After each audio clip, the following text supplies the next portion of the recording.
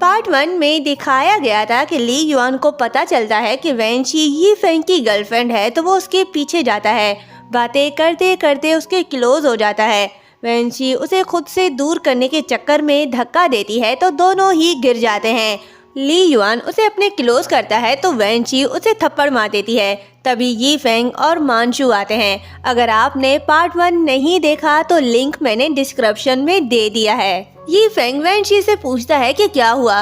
वैंची कहती है मैं ठीक हूँ, मुझे यहाँ थोड़ा अजीब फील हो रहा है, इसलिए मैं घर जा रही हूँ। ये कहते ही वो चली जाती है। यी फेंग को इसकी फिक्र होने लगती है तो ली युआन कहता है मैं पहली बार देख रहा हूँ कि तुम किसी लड़की की इतनी केयर कर रहे हो, क्या तुम उसके साथ सीरियस हो? यी फेंग कहता है कि हाँ, मैंने पहले उसे छोड़ दिया था, उसे हर्ट भी किया था, लेकिन अब मैं वही गलती नहीं करूँगा।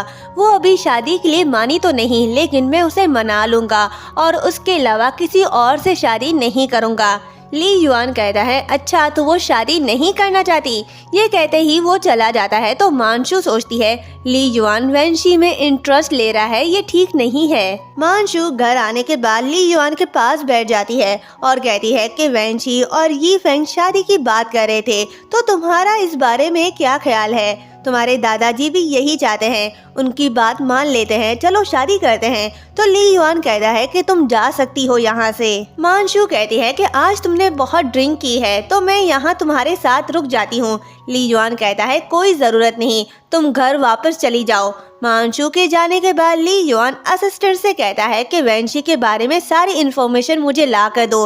असिस्टेंट हाँ कहकर चला जाता है। ली युआन सोचता है कि जब मैं उसके क्लोज गया तो मुझे कुछ अलग फील हुआ, ऐसा जो मैंने 5 साल पहले फील किया था, और ऐसा लगा कि मैं पहले भी उसके क्लोज गया हूँ। नेक्स्ट डे मानशू वैंची और शूवी को घर बुलाती है और कहती है कि कल तुमने एंजॉय नहीं किया था तो मैंने सोचा आज मिलकर सेलिब्रेट करते हैं।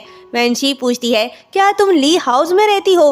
मानशू कहती है हाँ, मैं 5 सालों से यहाँ रह रही हूँ और अब तो सब मुझे मिस ली मानते हैं। वैंची उसे कॉन्ग्रेचुलेशन कहती है। मानशू कहती है तुम और यी फेंग भी साथ हो ना, तुम सच में कमाल की हो। शूवी के होते हुए तुमने यी फेंग को कैसे मना लिया?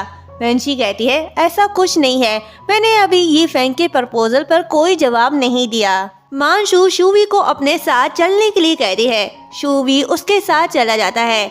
वैंची घर को देखकर सोचती है कि ली युआन 5 साल से इसके साथ है और मुझसे कह रहा था कि वो शूवी को अपना नाम देगा। वो सच में बदतमीज और एक चालाक इंसान है। तभी कुछ टूटने की आवाज आती है। मानशू खुद प्लेट तोड़कर शूवी पर इल्जाम लगाने वाली है। वैंची आती है और मानशू से कहती है कि क्या हुआ है यहाँ। मानशू कहती है शूवी ने प्लेट तोड़ दी, तो शूवी मॉम को हग करके कहता है कि मैंने नहीं तोड़ा। मानशू कहती है कि झूठ बोलना बंद करो, अगर ये तुमने नहीं तोड़ा तो क्या मैंने तोड़ा?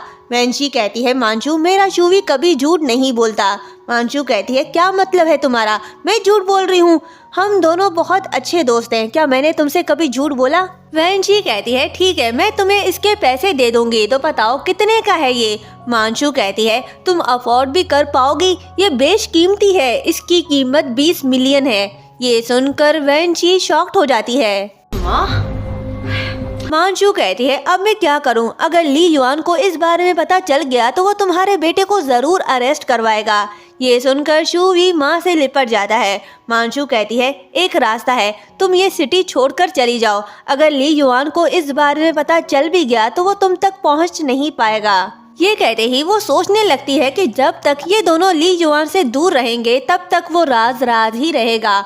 मानशू जानती है कि शूवी ली युआन का बेटा है। अगर ली युआन को पता चल गया तो सब कुछ इसके हाथ से चला जाएगा, क्योंकि इसने तो ली युआन से झूठ कहा था कि उस रात यही ली युआन के साथ थी। वैंची कहती है कि मैं कहीं नहीं भागूंगी, मैं उसे थोड़े थोड़े करके पैसे दे दूंगी। मानशू कहती है पागल मत बनो, ली युआन नहीं मानेगा।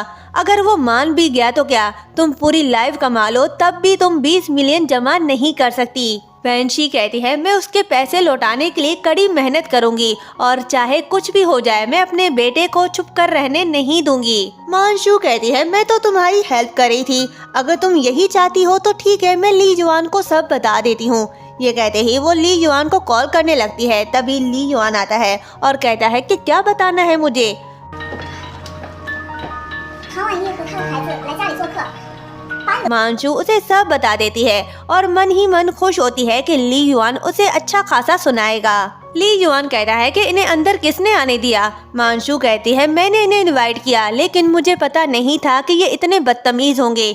ली युआन कहता है तुम्हें किसने हक दिया मेरे घर में अपने दोस्तों को इनवाइट करो? क्या तुम खुद को ली हाउस की मालकिन समझती हो? मांचू कहती है कि नेक्स्ट टाइम ऐसा नहीं करूंगी। मैंने सच में ये एक्सपेक्ट नहीं किया था कि ये ऐसा कुछ कर देंगे। मांचू की चाल कामयाब नहीं होती। ली युआन प्यार से शूवी को बुलाता है तो वेनशी उसे पीछे करके कहती है कि मैं तुम्हें इसके पैसे दे दूंगी।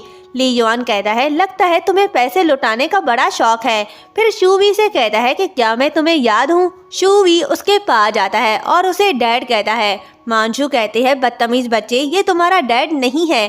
तो ली युआन मांचू से कहता है कि मुंह बंद रखो अपना। फिर शूवी से प्यार से पूछता है कि तुम अपने डैड को सच बताओ, क्या ये प्लेट तुमने तोड़ा? शूवी कहता है नहीं, मैंने नहीं तोड़ा। ली युआन पूछता है फिर किसने तोड़ा? शूवी मांचू की तरफ इशारा करता है तो मांचू कहती है ली इस पर यकीन मत करो, ये झूठ बोल रहा है। लगता है इसके डैड ने इसे सिर्फ झूठ बोलना ही सिखाया है। वेंशी कहती है मेरे बेटे का कोई डैड नहीं और ये कभी झूठ नहीं बोलता, और अब मुझे ऐसा लग रहा है कि तुमने खुद इसे तोड़ा और इल्जाम मेरे बेटे पे लगा रही हो। मांचू कहती है ये तुम क्या बकवास कर रही हो। फिर ली युआन से कहती है कि देखो इन माँ बेटे को, एक तो चोरी ऊपर से सीना जोरी, अब मुझ पर इल्जाम लगा रही हैं। इन पर यकीन मत करो। ली युआन कहता है मैं इन पर ट्रस्ट नहीं करूंगा, लेकिन मैं तुम्हारी बात पर भी यकीन नहीं करूंगा। क्या तुम भूल गई इस घर में सीसीटीवी कैमरास भी हैं? वेंशी कहती है कि मांचू हम बहुत अच्छे दोस्त हैं, तुम मेरे बेटे के साथ ऐसा कैसे कर सकती हो? ना चाहते हुए भी मांचू सच बता देती है कि ये मेरे हाथ से टूट गया था, मैं डर गई थी इसलिए ये सब किया।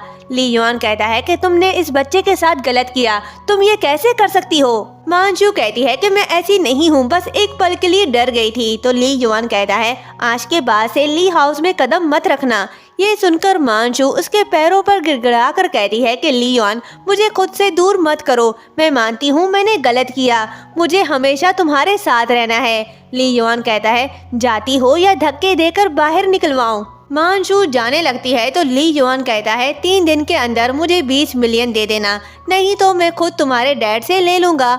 मांचू हाँ कहकर वेंशी को घूर कर चली जाती है। ली युआन कहता है कि तुम्हें थैंक्स कहने की जरूरत नहीं। वेंशी कहती है तुम्हारी गर्लफ्रेंड ने हमारे साथ ठीक नहीं किया और अभी तक माफी भी नहीं मांगी। ली युआन कहता है तुम गलत समझ रही हो, वो मेरी गर्लफ्रेंड नहीं है। वेंशी कहती है तुम्हें मुझे ये बताने की जरूरत नहीं। ये कहते ही वो जाने लगती है तो ली युआन उसे रोकता है और उसके पास जा रहा होता है। वेंशी शूवी को पीछे करके कहती है कि तुम क्या करने की कोशिश कर रहे हो, मैं तुम्हें वार्न कर रही हूँ कि मेरे पास मत आना। ली युआन उसे पैसे देकर कहता है कि मैं तो बस तुम्हारे पैसे वापस कर रहा हूँ। वेंशी कहती है ये पैसे तो मैंने तुम्हें दिए थे, तो तुम वापस क्यों कर रहे हो? ली युआन कहता है मुझे पैसों की कमी नहीं है। फिर उसके क्लोज जाकर कहता है कि मुझे जिसकी सबसे ज्यादा जरूरत है वो हो तुम। वेंशी उसे दूर करके कहती है कि पागल हो क्या तुम? शूवी कहता है मॉम आप डैड को क्यों डांट रही हो? वेंशी कहती है ये तुम्हारे डैड नहीं है और इन्हें डैड बोलना बंद कर दो। ये कहते ही वो चली जाती है। ली युआन उसे देखकर सोचता है कि इस लड़की में कुछ तो बात है, इसकी पर्सनैलिटी कमाल की है। और यहीं पर ये पार्ट एंड होता है।我有爸爸，我有爸爸。